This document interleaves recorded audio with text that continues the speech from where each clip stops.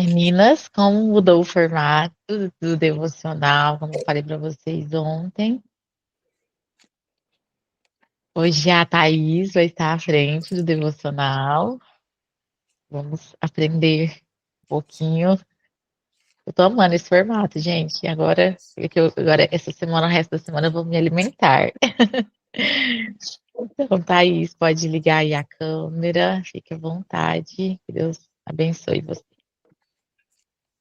Primeiramente, eu queria agradecer, né, a Lô pelo convite. Que honra isso. Como tem sido um tempo rico para todas nós. E como Deus tem te usado, né? Uma mulher posicionada e necessária para esse tempo. Então, hoje a gente vai continuar falando sobre José. Primeiro, nós vamos orar para iniciar. Amém? Pai, obrigada por esse tempo. Obrigada, Jesus, porque o Senhor nos conectou com mulheres tão sábias, tão posicionadas. Nós estamos entregando a nossa primícia essa manhã ao Senhor, dedicando, Deus, para mergulhar na tua palavra. Nós não queremos ser aquelas, Jesus, que vive no raso, mas nós queremos, ó Deus, receber uma porção, Deus, dobrada nessa manhã, de mais sabedoria, de mais entendimento, que a tua presença seja real, é ela que nós desejamos, que o Senhor venha trazer discernimento, ó Deus, de cada palavra, Deus, dita nessa manhã, que o Senhor nos conduza, Deus, de acordo com aquilo que o Senhor deseja para o nosso coração, para alimentar o nosso espírito, a nossa alma. Pai, tira de nós, ó Deus, tudo aquilo que impede, Jesus, o teu agir, o teu fluir. Em nome de Jesus, amém. Amém. Meninas, eu vou ler, então, Gênesis, hoje o capítulo 39.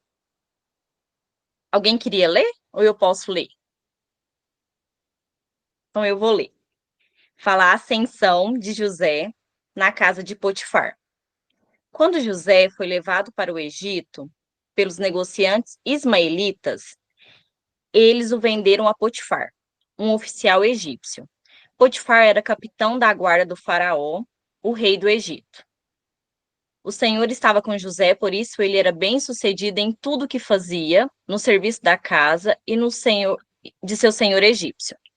Potifar percebeu que o Senhor estava com José e lhe dava sucesso em tudo que ele fazia.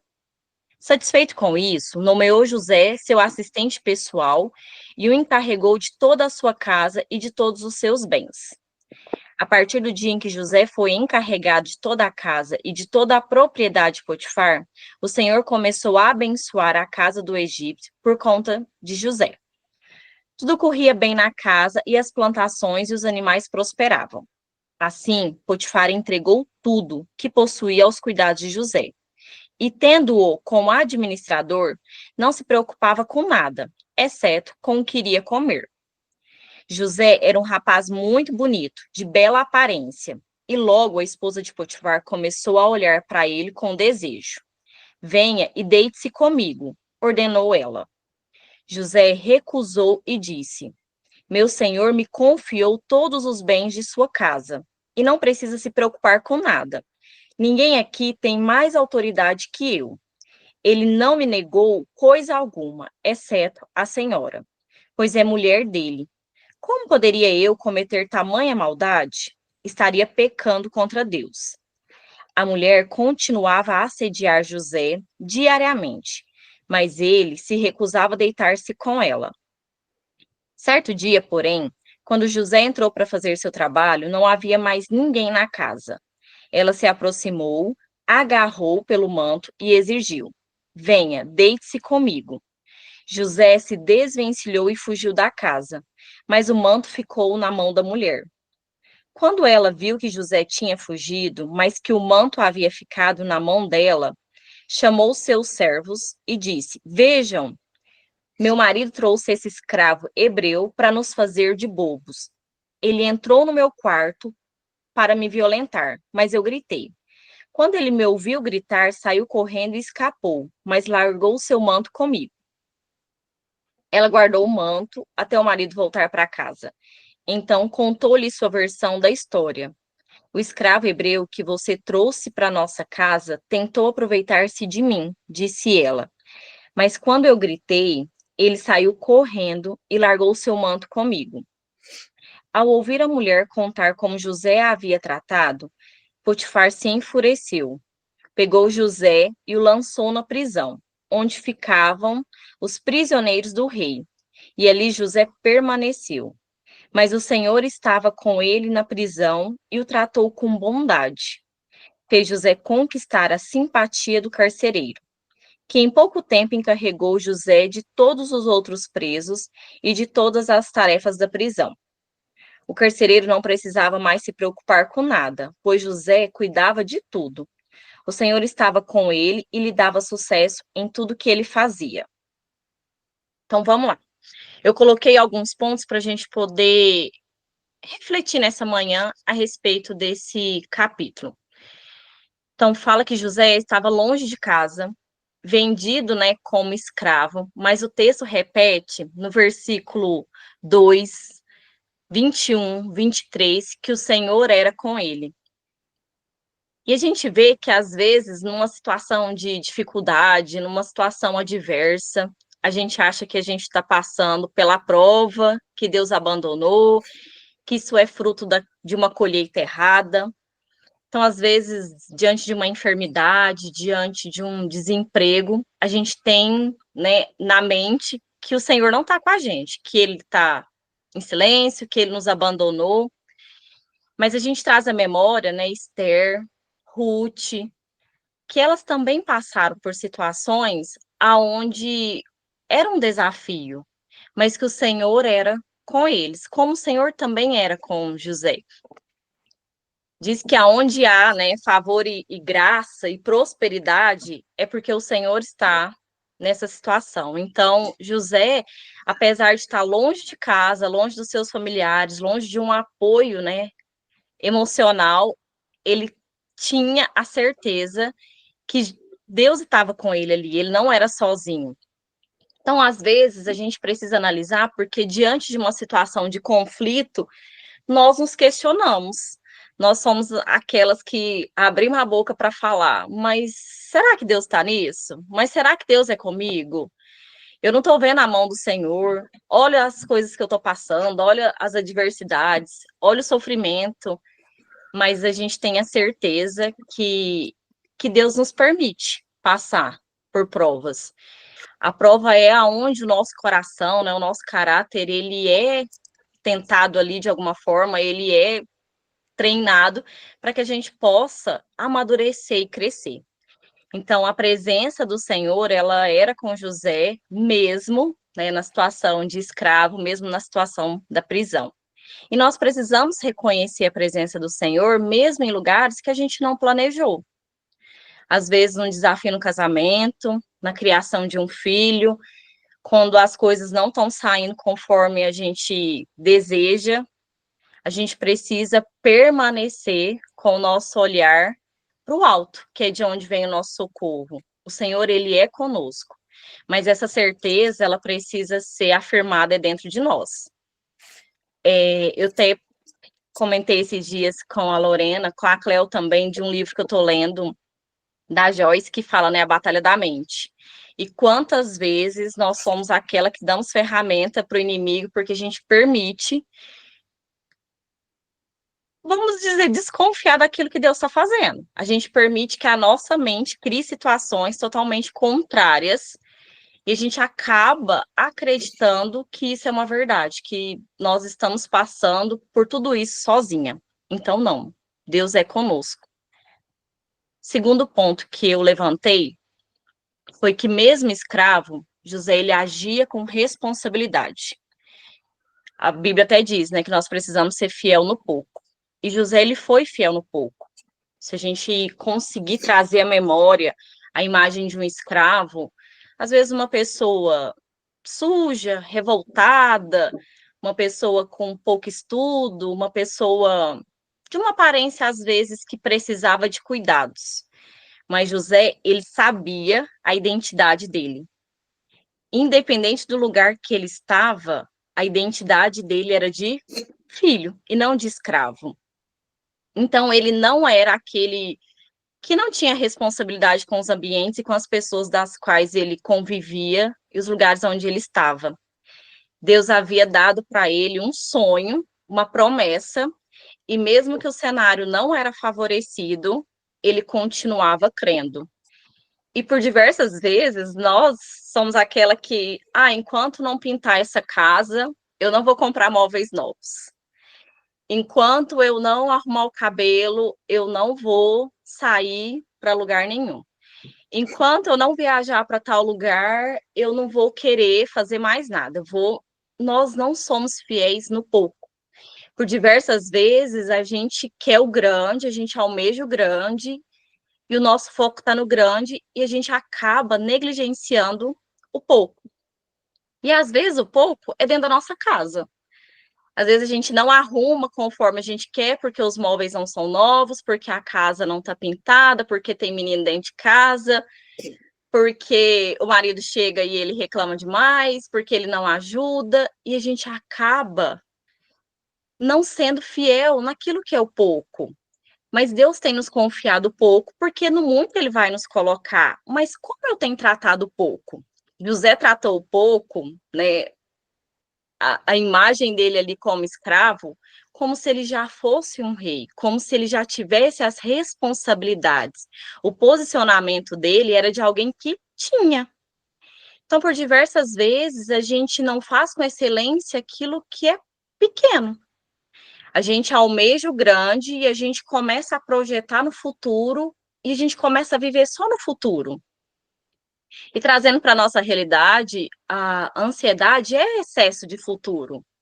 A gente precisa sonhar, sim, a gente precisa ter, né, desejo de chegar lá, sim, mas nós precisamos viver com os pés no hoje também.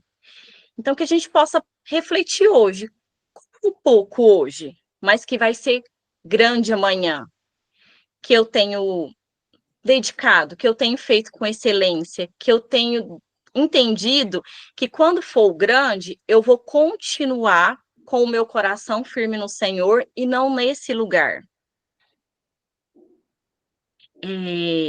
O terceiro ponto que eu coloquei foi a esposa de Potifar insistia dia após dia, no versículo 10. Mas José resistiu ao chamado dela, porque diria que aquilo era pecar contra Deus. José entendia que, apesar dele estar no meio das pessoas, apesar dele estar naquela geografia, ele tinha um propósito.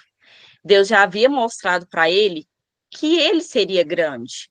Deus já havia mostrado para ele que ele chegaria em outros lugares aonde a presença do Senhor chegaria com ele. Não era sobre José, mas era sobre aquilo que o Senhor colocou nas mãos de José.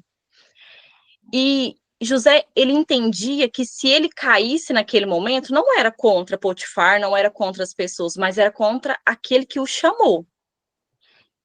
Trazendo, né, uma reflexão, o Senhor colocou nas nossas mãos propósito. Nós temos um chamado. E por diversas vezes a gente negocia o nosso chamado por uma tentação simples, por uma tentação pequena. E às vezes a gente é daquelas que reclamam, mas ainda o Senhor disse que eu iria, que eu faria, que eu pregaria, que eu cantaria, que Ele iria me levar para um outro lugar. Mas o que eu tenho negociado? Que ainda o Senhor não tem me entregado. Porque o propósito, ele é a nossa âncora. É aquilo que me mantém firme, aquilo que mantém os meus pés firmes. E a tentação é aquela onda, aquela correnteza que vem para tentar me arrancar, me tirar do meu lugar, tirar o meu foco. Mas se nós negociamos, às vezes, nós somos aquela que, não, vamos tentar resistir um pouco, eu vou, mas eu vou permanecer, a minha cabeça não vai se envolver, isso não vai contaminar o meu coração, eu vou guardar o meu coração. Mas José, ele não negociou com a tentação. Ele sabia que ele precisava fugir. Ali não tinha como debater com ela, ali não tinha como ser provado. Ele entendeu que, eu até anotei uma frase, a aprovação te prepara, mas é a tentação que vai definir se eu vou viver ou não o meu propósito.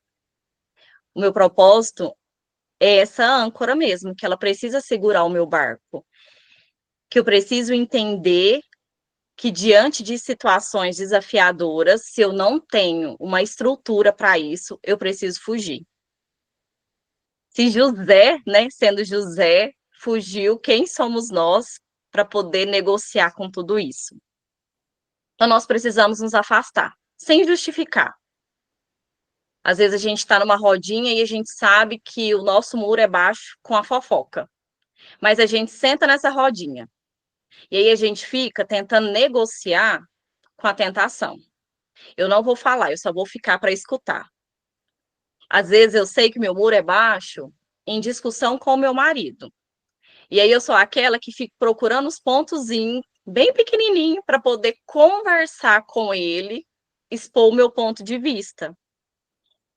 Mas isso é uma tentação. Será que eu vou resistir a essa tentação? Não seria muito mais fácil eu falar, olha, eu estou chateada, eu vou brigar, eu vou discutir, eu vou entrar num conflito desnecessário, eu vou cair aqui, vou perder, né, a minha sabedoria em segundos. Deixa eu me afastar, deixa eu resolver isso primeiro dentro de mim, porque se eu resolvo isso primeiro dentro de mim, eu consigo resolver com o outro. E aí eu gosto de uma frase que diz que primeiro em mim e depois através de mim. Então, se eu resolvo em mim primeiro, depois é muito mais fácil isso fluir. Então, José, ele não negociou de forma nenhuma, ele fugiu. Outro ponto. José foi acusado injustamente, ele foi preso e mesmo assim a fé dele permaneceu. Nós precisamos permanecer. A nossa fé, ela precisa ser aquela que não é uma fé que está ligada à situação, mas é uma fé que está pautada no nosso propósito, nas palavras que o Senhor já liberou sobre as nossas vidas. Se a gente permite que a nossa fé ela seja vulnerável, automaticamente todas as nossas injustiças elas vão nos machucar. Todas as nossas injustiças a gente vai sair fragmentada. Porque se a fé é a certeza daquilo que eu não vejo e eu deixo que o cenário ele seja pautado naquilo que eu estou vendo, naquilo que eu estou sentindo, a gente precisa analisar essa fé. A minha fé ela não pode ser pautada nas minhas emoções. Não é porque eu estou sentindo, eu não estou sentindo que eu estou crendo. A gente precisa alimentar ela todos os dias, apesar de não ver, eu creio. Apesar de não estar entendendo nada, eu creio. José, ele estava preso, mas ele se portava como aquele que já tinha, aquele que já estava, aquele que já era. Então, como nós temos reagido diante das injustiças? Como nós temos permitido que o lixo do outro venha parar aqui dentro? Às vezes nós somos aquela que abrimos a porta e pode entrar. A bagunça do outro vai parar aqui dentro de mim.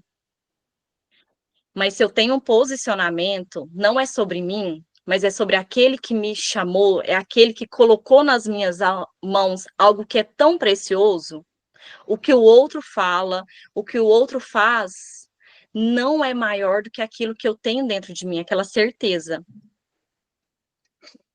Então, José, apesar de ter sido totalmente injustiçado, ele não foi aquele que entendeu que o cenário dele tinha mudado, que as promessas tinham mudado. Então, às vezes, diante de uma educação de um filho, que você dedica tanto, você se esforça tanto, e aí você espera do outro lado uma recompensa, e você não vê, você começa. Aonde está o erro? O Senhor, né, me esqueceu, o Senhor disse que se eu tratasse esse menino dessa forma, se eu colocasse essa menina para fazer isso, para orar, se eu tivesse uma educação assim, seria diferente. E aí as injustiças, elas começam a achar lugar dentro do meu coração, dentro da minha mente, dentro da minha boca, através dos meus comportamentos. Então, hoje a gente precisa ter um posicionamento. José, ele teve um posicionamento. E por último, eu coloquei o favor de Deus em qualquer circunstância, né? Na prisão, José continuava prosperando. Na prisão, José continuava conquistando a confiança das pessoas, no versículo 21 e 23. E ele continuou servindo com excelência, mesmo na adversidade. Ali não havia remuneração, ali não havia um ponto de destaque, ali não havia reconhecimento da sociedade, ali ele estava totalmente à margem de tudo aquilo que se esperava. Mas o favor de Deus, ela não precisava de uma circunstância favorável, ela não precisava de uma situação que o cenário ditasse a regra. Então, em qualquer prisão da nossa vida, Deus está disposto a nos frutificar. Se a gente estiver dispostas também a ser, né, uma árvore plantada junto a ribeiros de águas. Então, nós precisamos que o nosso caráter ele seja independente de qualquer circunstância. A nossa postura ela deve ser fiel, íntegra, na prisão ou no palácio. Independente de onde é que o Senhor nos colocar, nos plantar, nós vamos continuar carregando, né, a fidelidade, porque diz sobre nós. E aí eu coloquei, né, que o ponto-chave seria José, mesmo injustiçado, ele manteve um caráter, um temor a Deus. Então, para o nosso dia hoje, que a gente possa entender que o nosso posicionamento, nosso caráter não é da terra, né? Que a gente possa buscar um alinhamento mesmo dos céus com a terra, que o nosso padrão é o céu, que o nosso padrão é Cristo, que a nossa circunstância não dita aquilo que o Senhor tem esperado todos os dias de nós. Alguém queria fazer algum comentário, colocar alguma coisa que não foi falada? Pode ficar à vontade, gente. Abre o microfone, fala.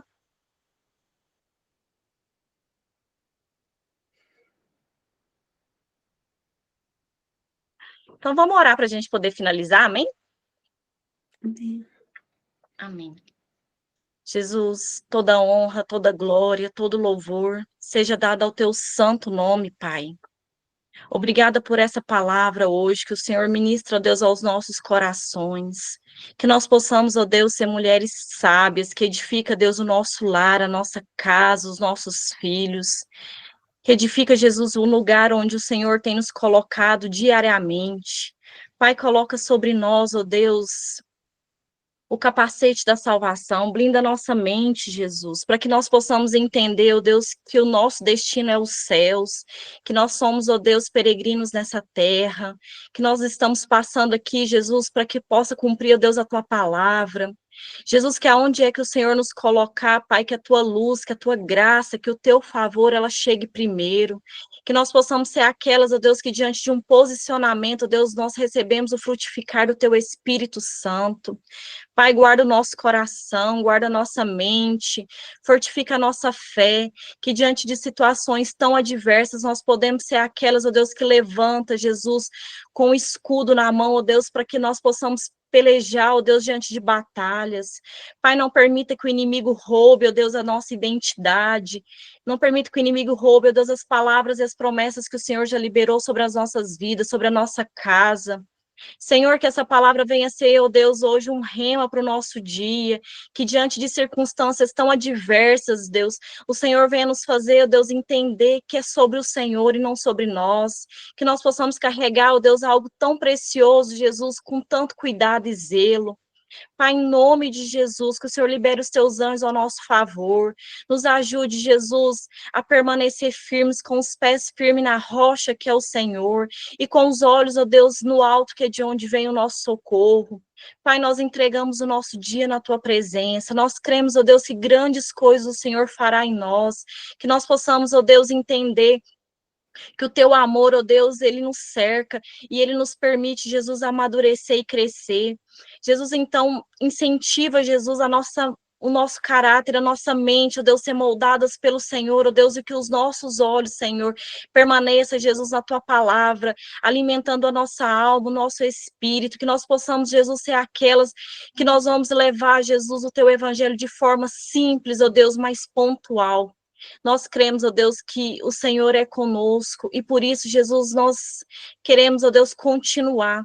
Nos alimenta, Deus, no dia de hoje, com algo, Deus, que é fortificado, para que a gente possa permanecer nesse devocional até o final. Em nome de Jesus, nós oramos pelo nome que é o Senhor, que é forte, que é grande.